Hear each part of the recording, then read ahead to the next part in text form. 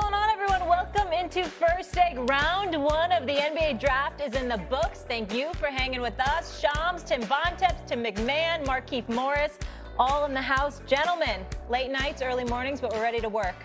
Always. All right, let's dive right in. The Mavericks, as expected, officially took forward Cooper Flagg with the first pick of the 2025 NBA draft last night. Flagg is in a unique position of joining a contender and not being a part of a rebuild. Earlier this week, Stephen A. said the Mavs are the biggest threats to OKC repeating. Let's flash back. A healthy Dallas Mavericks would be my answer to this question. I'm looking at a Dallas Mavericks squad. We talk about Chet Holmgren and Isaiah Hartenstein. Well, what you gonna do against AD, Anthony Davis, with Lively, okay, with Gafford? What you gonna do when you got to deal with Kyrie, if you Shea and Jay Will and the boys, and Dort? Let's not forget Dort and Caruso. I understand how electric they are defensively. Haven't heard the other name I'd like they're going to see call that tomorrow night. Excuse me. I Of was course. Cooper Flagg. Hey, Keith, last time I checked, you're on the Lakers roster. Let's talk about the West. Are the Mavs the biggest threat to OKC in the West? At the start of the season, no, because obviously you don't have Kyrie Irving. You have to see how that's going to play out. I'm going with the Lakers. I'm confused. Like before the playoffs started, everybody was screaming Lakers, Lakers, Lakers, Lakers, Lakers, and they didn't even have a big. So now, if they go out and get a big, how are they? Hành trình của chúng tôi bắt đầu bằng niềm tin. Niềm tin đó được vun đắp từ sự kiên cường và chúng tôi tỏa sáng một cách xuất sắc. Last year, everybody was screaming them. They was all over Luka, LeBron, AR. They're going to challenge for the championship. Now the year go past and it's like, we don't know what we're going to get, right? They make this move and get the pieces that they're supposed to get, a big, a backup, forward to defend. They put themselves in prime position to compete for another championship.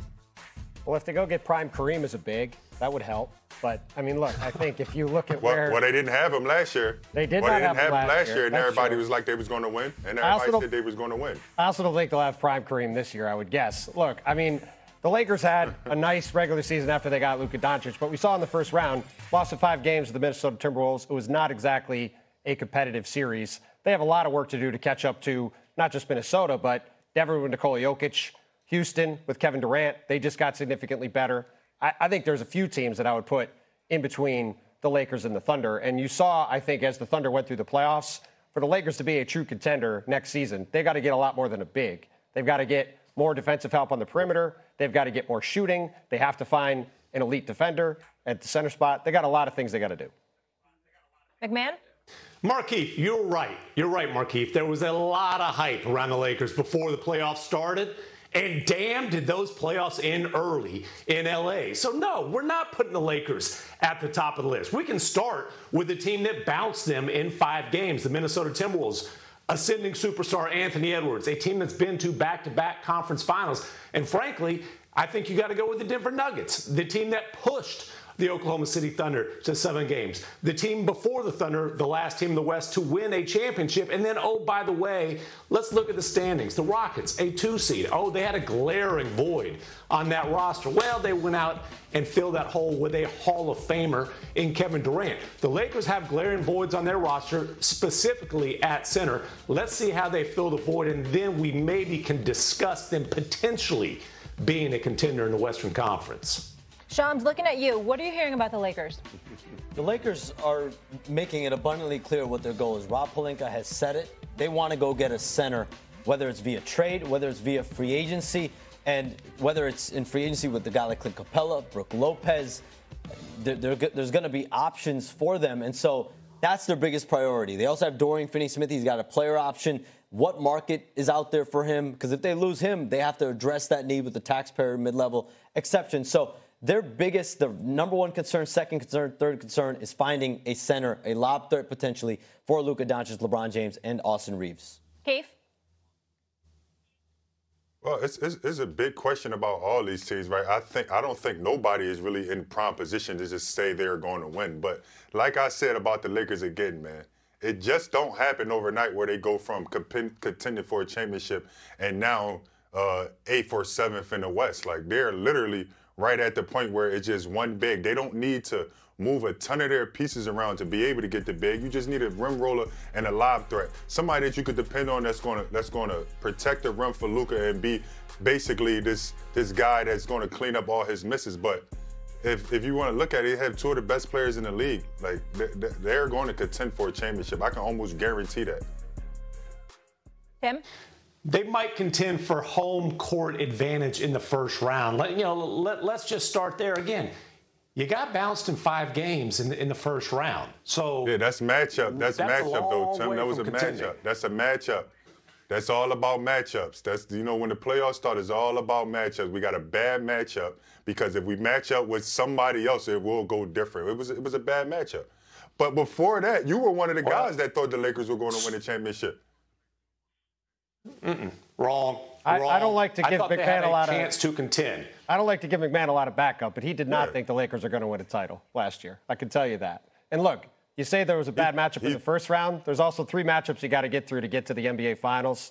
The Lakers aren't going to match up very well with a lot of teams right now. And look, again, let's see what they do this summer. To Shams' point, if they go out and get a center that fixes a lot of their issues, they can add some shooting, they can add some other pieces, maybe it's a different conversation.